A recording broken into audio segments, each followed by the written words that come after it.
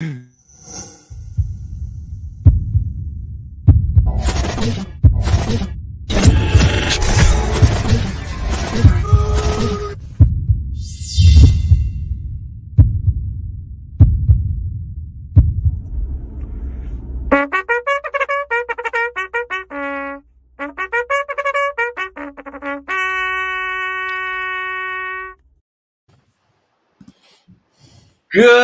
morning, Nudelberg Daily Huddle. Welcome back to Monday.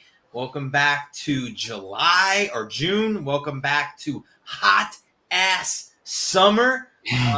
Excited to be here with you guys this morning. We're going to be missing Steve Nudelberg, but luckily for us, we've got Scotty Garber sitting co-pilot today, and we're going to have a great show for you guys. Awesome. Mark, what's up, baby? Welcome back to the show, Scott. And to both of you gentlemen, happy belated first Father's Day. How was your day yesterday?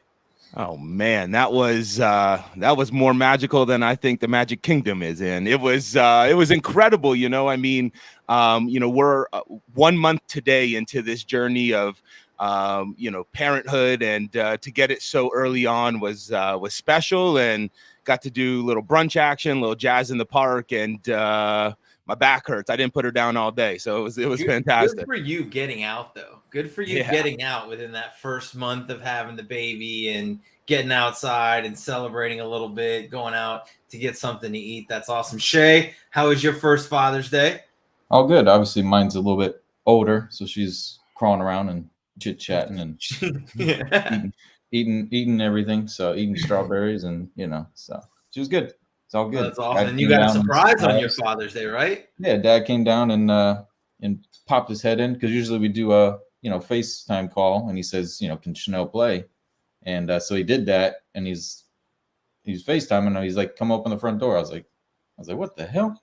That's so awesome. So you got a surprise. And my Father's Day was interesting because I actually spent Saturday without kids. Kai is on the boat with obviously my dad still, and then we gave Jules to my mom and my stepdad and said, hey, can you guys babysit for a few hours? And Gabby and I went and enjoyed an afternoon to ourselves, which we have not had in a long time. So that was really nice.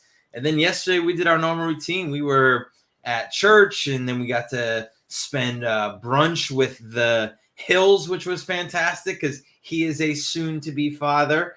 And then we got a visit from Gabby's dad. So it was lots of love. We're going to go to some wake-up music. We're then going to come back, and I'm going to talk about how great Father's Day was on LinkedIn, and then we're going to continue the conversation. Wake up, everybody! Get up! Get up! Get up! Get up! Wake up! Come on! Come on! Wake up, everybody! Teach a new way. Maybe then they'll listen what you have to say. Wake up, everybody! No more sleeping in there. No more back to thinking, time for thinking ahead. Come on now.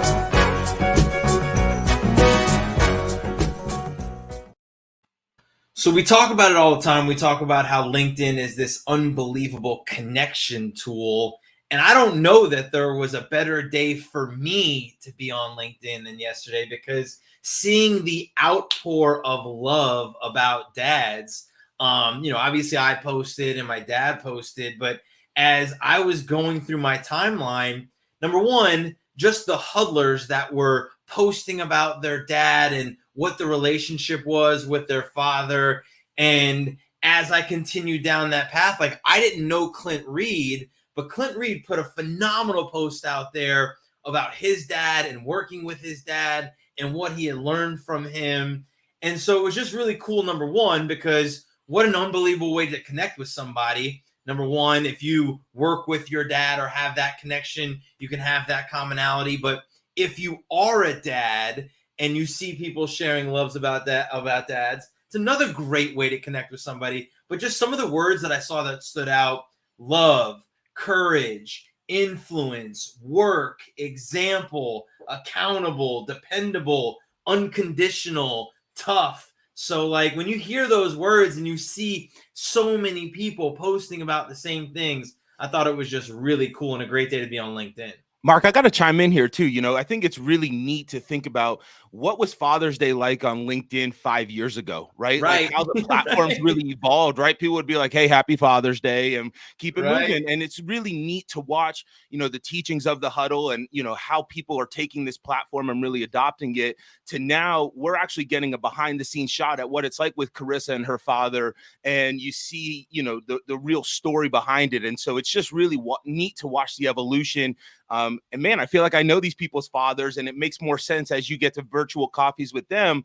I can see that now. So really, kudos to everybody posting and being vulnerable and sharing those stories. It's just leveling everybody up. And yeah, that to me was like, it was just such a good connecting moment. Like, wow, if LinkedIn was like this all the time and you weren't getting hammered with sales pitches in your DMs and seeing people posting commercials about their business, if it was just a tool where everybody was posting like it was Father's Day every day, what a cool place that would be. So awesome stuff. Gonna kind of carry on the conversation a little bit and change topics. Last time you were on the show, we talked about NFTs and we talked about cryptocurrency. Yeah. And it was a great show. People got educated by it. People were really excited about it. To update people, if you're not paying attention to what's happening, cryptocurrency has continued to slide, right? It is like in a spiral downfall that a lot of people are saying like, oh my God, this is going to cripple the economy. This is going to ruin cryptocurrency. And I just want to have a conversation about like, yes, it's volatile. Yes, it's bad right now because there's a lot of people pulling money out of it. But does that mean the technology is bad? Yeah, it's a great question, and it's a fun conversation to have, right? Like, I mean, I think that we have to take a step back. Bitcoin was around far before the pandemic, and it was really, operating as this digital currency, right, in its truest form. When we think about all of us getting crammed into a box, staying at home, we had these different outlets, and instead of going out to the grocery store and instead of doing all of these normal things, we said, well, hell, if we're going to be living and engaging digitally, well, might as well put some money behind this. And so we watched this just huge boom, right? And I think we're going to talk about the bell curve, but this thing, it spiked, right? So like life is like oscillations, just like an EKG machine, right? So it's going to go up and then it's going to come back down. And so I think, we watched an unprecedented rise in not only the monetary side of this, but the advancement of the technology as well. And so I think a lot of people are stuck on the traditional mindset of, oh man, we're losing so much capital. I would challenge people to think about in 2 years, the advancement we made in the technology, right? And so if we look back to 08 and 09, we were both down in Florida. Now, I don't want anyone to get this confused. Completely different levers that cause the markets to go there.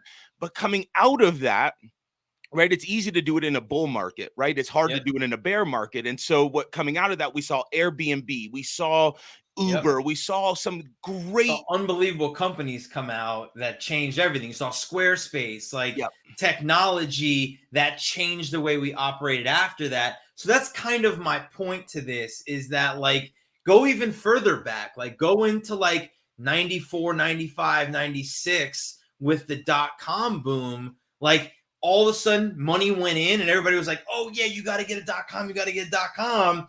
And then a lot of people lost their ass on that.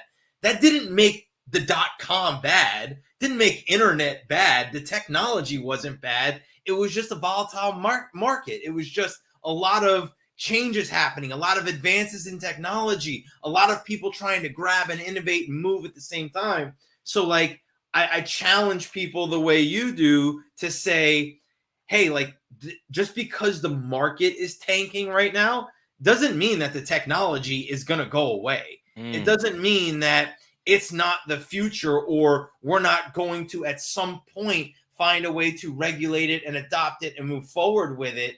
So don't use that as the excuse to not learn about it, to not figure out what it is, because I want to show the Rogers bell curve this is the innovation adoption life cycle of what happens with all technology.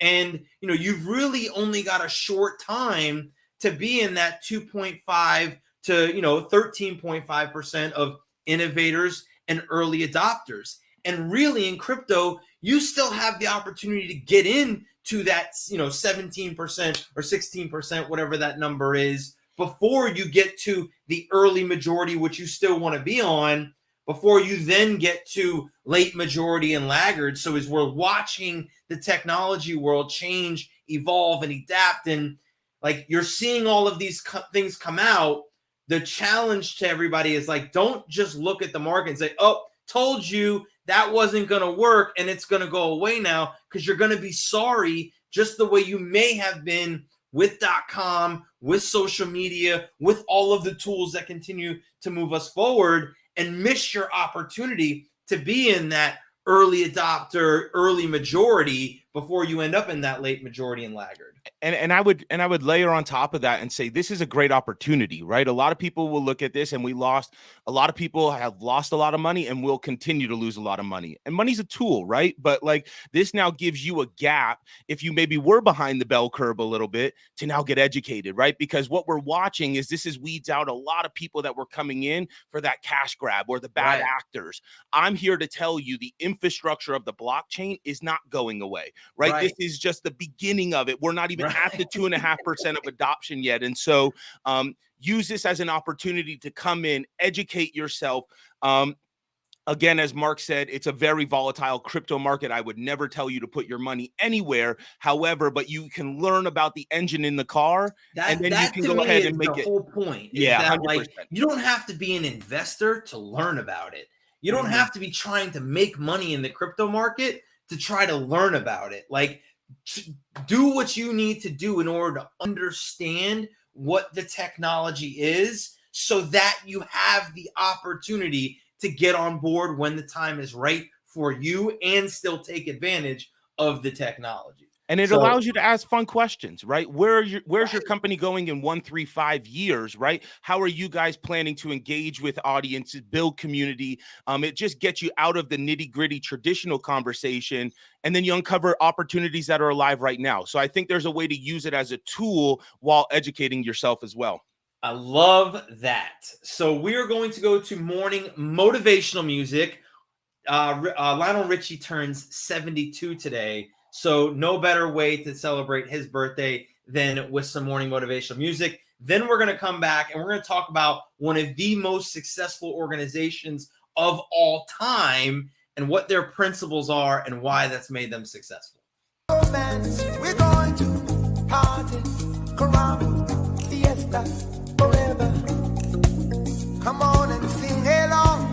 We're going to party, caramba, fiesta. Come on and sing along all night long, all night, all night long, all night, all night long, all night, all night long. Yeah, once you get started, you can't sit down. Join the fun, it's a merry-go-round. Everyone's dancing their troubles away. Come join our party, see how we play.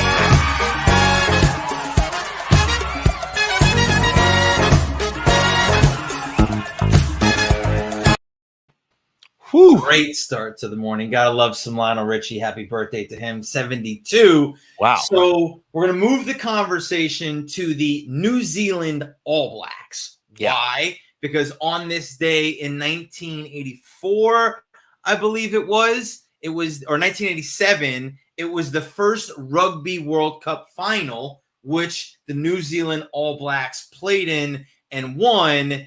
And it was the start of what most people probably don't know is the most successful sports organization in the world. in the history of all competition, they are the most winning organization of all time in any professional sport. I'm going to play a video to give you guys an idea of who they are and what they look like. And then we're going to come back and we're going to talk about the principles.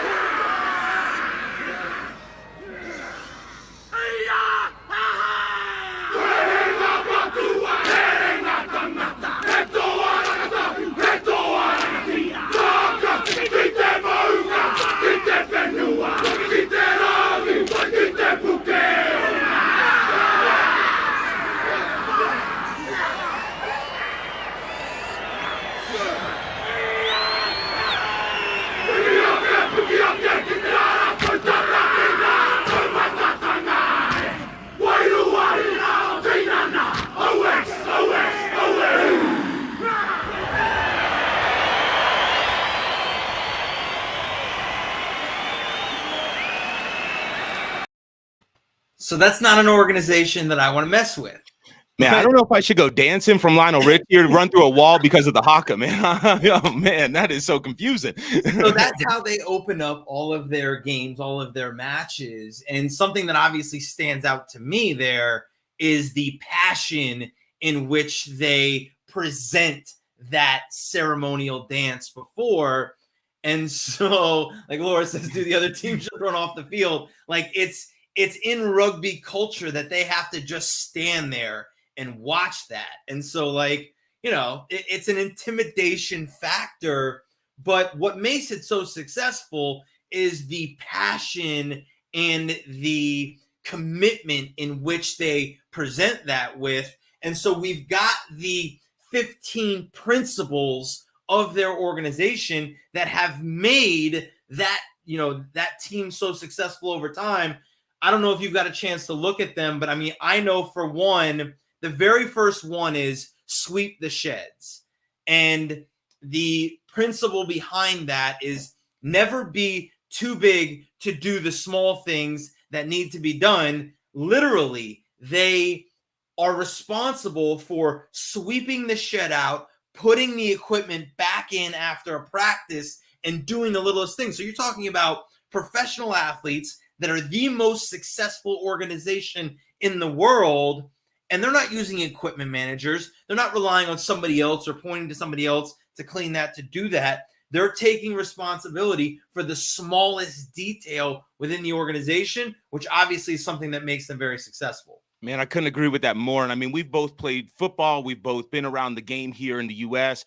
I actually wore my shirt today, so I actually got a chance to see the haka live several times. And I think, you know, when we talk about culture, you know, you represent a country and then you represent a people there. And it's so much bigger than just the person on the field. And so the buy-in from New Zealand is next to none, right? And so when you're there, you feel it. And so the one that stuck out to me is 14, be a good ancestor, right? And so this isn't about you on the field. And I think that's true with rugby as well. It's not about, hey, I play offense or defense, or this is my one position. It's a team sport, 15 guys and gals out there, and you rely on each other. So to have it rooted where a whole country is behind you and a whole ancestry of people, every time they do that, there's a spiritual component, which I think is really quite cool to watch that come out in the form of sport. And if you have never had a chance to see those guys, you got to go check it. I mean, the hairs will stand up on your arm. It's wild. So this is where, like, when I look at an organization and, you know, they're unsure about why they can't get people to buy into what they're doing, or why they can't get people to, you know, take responsibility for the smallest details. This is a thing that you have to be bought into the overall purpose.